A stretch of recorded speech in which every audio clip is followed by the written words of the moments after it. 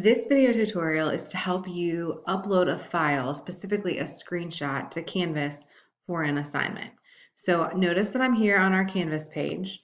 I'm going to open whatever assignment it is that I need to upload a screenshot or a file for.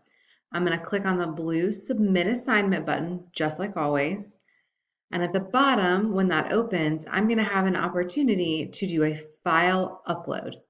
Okay, so what I'm going to do is click Choose File. Now, hopefully you've already taken a screenshot on your computer and you have saved it to your Chromebook. It should be in your downloads or somewhere on your Chromebook.